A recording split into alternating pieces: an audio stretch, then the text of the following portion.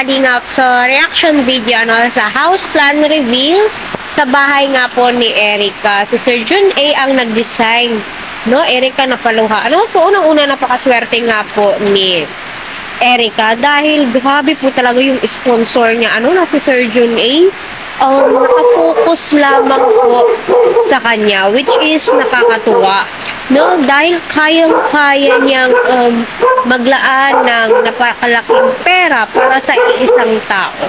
Kaya hindi mo po talaga maiiwasan. Bakit? Marami ang napapaisip.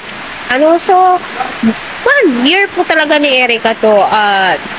Deserve po ito ni Erica kasi kita po natin kung gaano po kahirap ang kanilang pamumuhay, no? Pinagtagpi-tagping kurtina, trapal, so deserve po nila yan.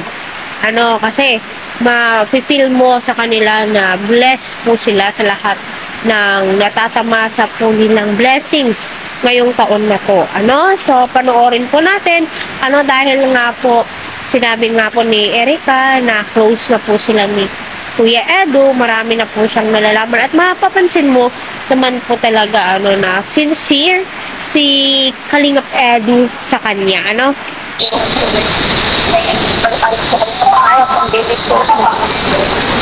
Kumusta naman yung nakapag-aaral ka na ngayon? Anong pakiramdam? Masaya po. Nung una po kasi, parang, kinakabahan kasi first, parang sa 3 years po kasi hindi ako nakapasok po. Parang ngayon na lang ulit. Parang nanibago po.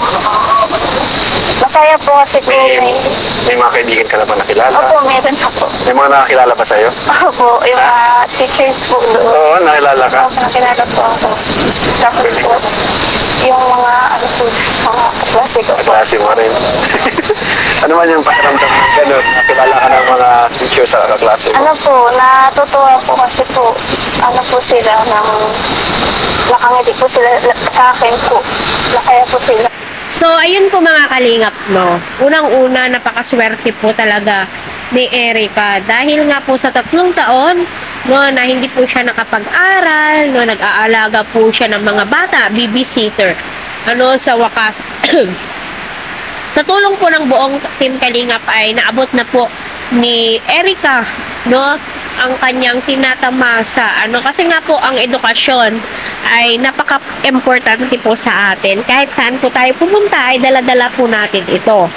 At saka sinabi din po ni Erica na kilala po siya ng mga teacher at mainit po ang pag-welcome sa kanya. So deserve na deserve mo yan, Erica, kung ano man yung natatamasa mong blessings, napakadaming biyaya galing sa mga supporters, sponsor mo, pag-ingatan po natin at huwag po natin kalimutan magpasalamat kila Kalingap Rab dahil sa kanila ay grabe yung blessings na natatanggap mo.